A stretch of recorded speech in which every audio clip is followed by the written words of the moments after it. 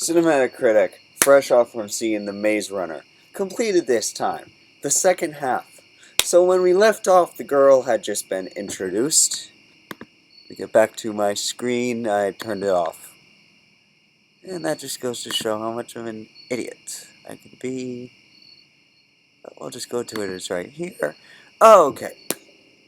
Anyway, we were left with, this girl just hadn't been introduced. And then we get one of the major plot twists. Obviously, if you have not seen part 1 of this review, go find it. Part 1 is up. Because we're going to continue on with the story now. We've got this twist where it turns out that this is all Thomas's fault. Or not all his fault, but he along with...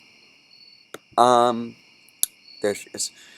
He, along with Teresa, have played a part putting these kids into this maze that they are stuck in, these glades. Now, I don't want to talk too long about this one because I did a pretty good job talking about the aspects of the movie in the last video. I just want to talk about how this ends. First, we've got the death of Clint. Again, Clint was actually a very good his actor Randall D. Cunningham. The only other movie I've seen him in is it's drawing a blank. It was a movie about. It was a comedy about people becoming presidents. It wasn't a very good movie, thus not remembering it. It had Will Ferrell in it. Hold on, if I click on this, I'll be able to tell you. And that was The Campaign. He was in that. He was Cam Jr., son of Cam, and there's Cam Brady and one other guy. Again, I forget the actors, except I think one was Will Ferrell. But anyway, back to this movie. He actually, I didn't get to see much of Randall's acting in that movie because he was barely in it, but his character Clint is actually in this a lot, and he does kind of have a key point toward the end where, yes, spoiler alert, his character is killed, along with Gally's character. Now, Gally, unfortunately, never and this is one of the things that doesn't make sense, Gally kind of has some of the people stay behind in the glade with him.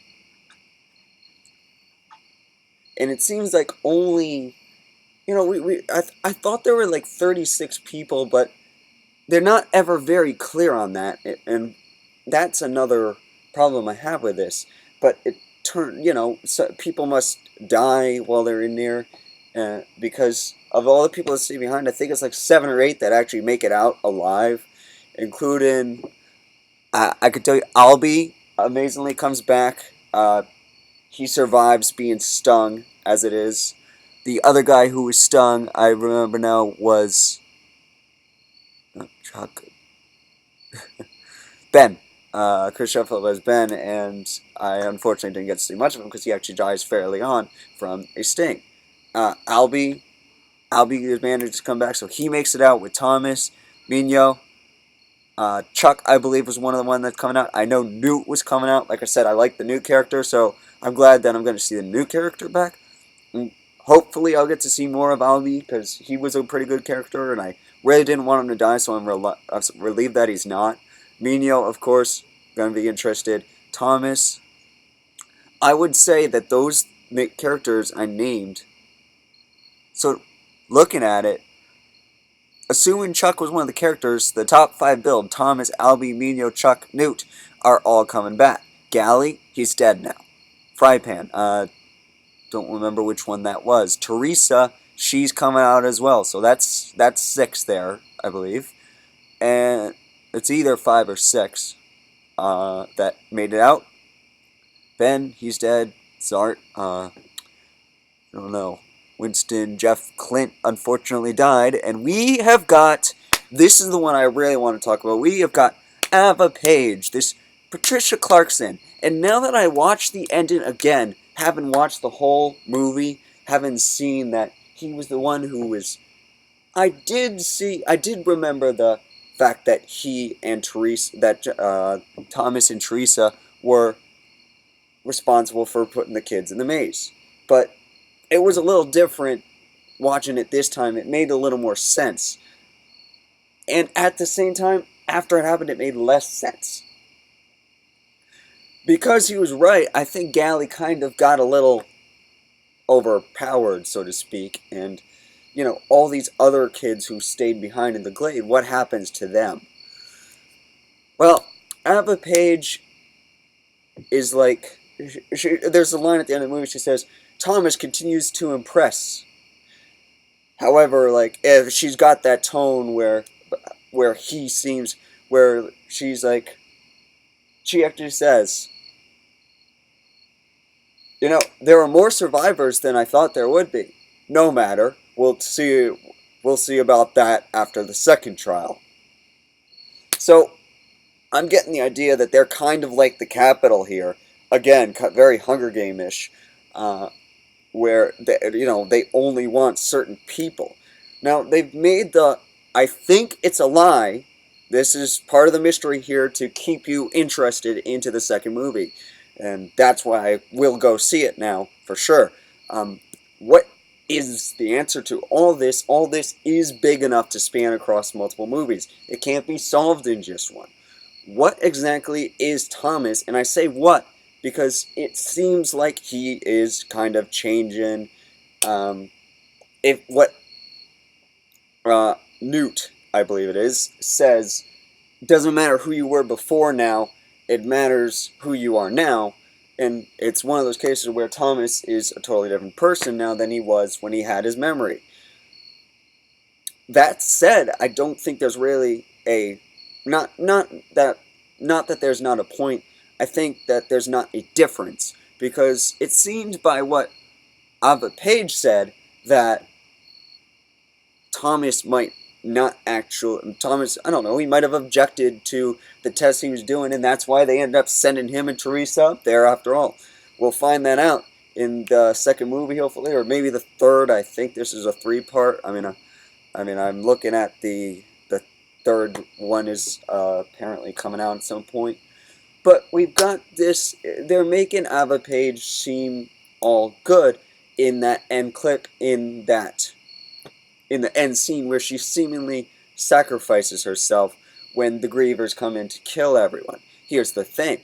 The end scene is the reveal that she's actually still alive. She's actually still running these trials, as she says. So that's why the next one is the Scorch trials. So this is a new set of trials. They claim that Thomas has the answer to a virus. The sun apparently exploded and gave everyone these viruses that like ate your brain, and that's what the stinging is apparently.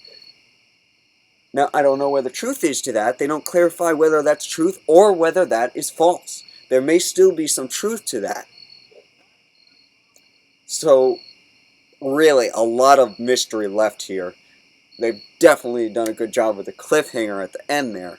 And while there have been some issues, as I have stated in the last video and this video, most of the last video though, it's definitely something that I'm interested in seeing, so we'll go see some point this weekend or next weekend. Next weekend at the latest, because I am going to see Hotel Transylvania 2. Worst case scenario, I see Maze Runner right after that. Best case scenario, I go see it today or tomorrow. In any case, if I had to say anything about this movie, other than how much like the Hunger Games it is, I would say that it's the Hunger Games done right. I think that the Hunger Games definitely had a lot of issues. Even if the plot was decent, the first Hunger Games, the characters were kind of weak. I looked at Katniss, and I get it. It's supposed to represent girl power. Well, I don't think it does. That's the issue. Now, when I saw the first movie of when I saw the first movie I want to say Catching Fire, but that's the second movie. When I saw, and then Mockingjay is the third, the first is Hunger Games. When I saw the first Hunger Games movie, I thought, oh yeah, she's a kick-ass girl. She's feminine and power to the max. And then I read the second book and the third book, and I was like, God, please let the second movie make her out to be the badass that she was in the first book, and not the priss that she was in the book. No offense, but I thought maybe that was just a book's description, but unfortunately, it does make her weaker, and I can see where the sympathy sort of come in. And to their defense, in Mockingjay Part 1, she is better, mostly toward the end, but she is better than in the second movie as a character. But I think they definitely avoided that with this movie. I think these are definitely strong characters, from a strong villain to the villain in this case. You know, we don't see enough of Ava Page to call her the villain in this. We only get a couple minutes of her at the end. But I would say that if I had to choose an antagonist, it would have to be, of course, uh,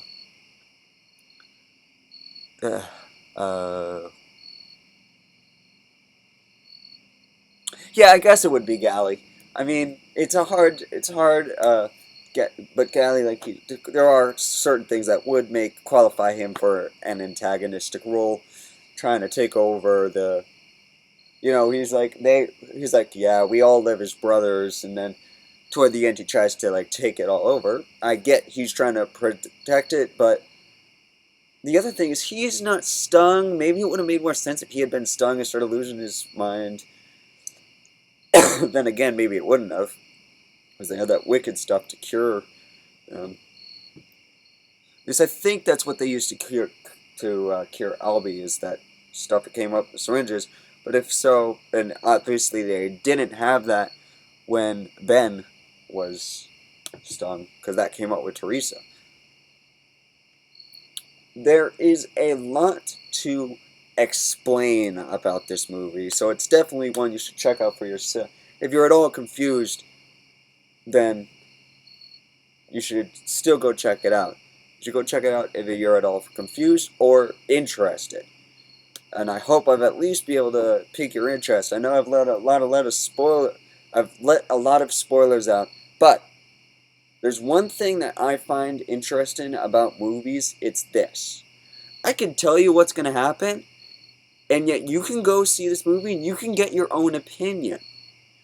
This is my opinion, totally.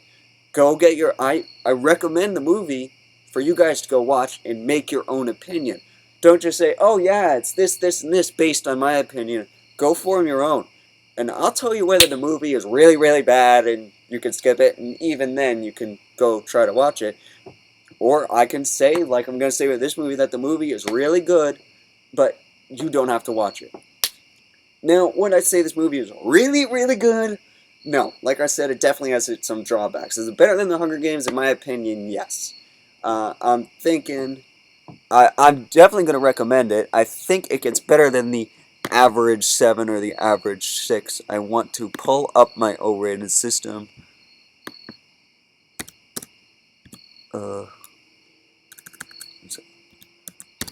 And there you are.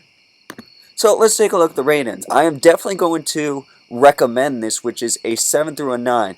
A 9 is a gotta go grade. Granted, it has already come out to DVD. So I would, in this case, replace gotta go with gotta rent or gotta watch, just basically. O, really good. Or go, pretty good. Let's see. Go, pretty good. O, really good. 9, gotta go, great. I'm not going to give it a whoa, excellent. I don't want to give it a 7. I do want to give it a 9 or an 8. And all things considered, the fact that they had strong characters, the plot was weak in some areas, and that's what, despite all my compliment to the plot, it could have been developed a little better. It could have flowed, gone together a little bit better. And this may be me nitpicking, but that's what I do now. I've got to look for the issues, and I've got to look for the good things too. And I've told you the good things, I've told you the bad things, so it's an 8 or a 9. Let me know what you think. Okay, if you looked at the title, then you already know the rating, and that would be a 9, a gotta go. It's definitely worth watching at least once. I wouldn't say, oh, really good, because I would say better than that, because I think this is definitely something you can watch. I wouldn't say, whoa, excellent. I have seen better, like I've said.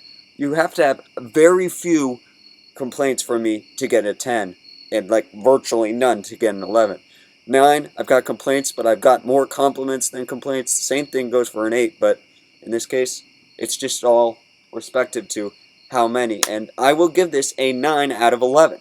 A gotta go, or in this case, a gotta rent, gotta buy, gotta view. So, if you have cable, I know my local company. If you have HBO, um, it may differ from locations, but I have HBO. I watched this on HBO. If you have HBO, you've got it for free. You know, and if you have a proper, in my opinion, digital provider, then you should be able to watch it free on demand. And if you don't have an HD TV, that's stupid. But this is about the movie, and that's all I've got to say about The Maze Runner. And it will be interesting to see how this plays in to the second movie. Because where I think this has an advantage over the Hunger Games is the Hunger Games, it had the ability to be a standalone movie. I know it was 3 books and it's going to be 4 movies, but that first movie, it could have ended. They could have done, it felt like it should have. This movie it's clear that there's more to happen. It's clear that there's still plenty of mystery left for the second movie to solve, and I don't know if they'll do that into a third movie, but in any case, I'm just repeating myself now, so I'm gonna end it. 9 out of 11. Gotta rent, gotta go, and that is it. Look for the review of the second one coming soon.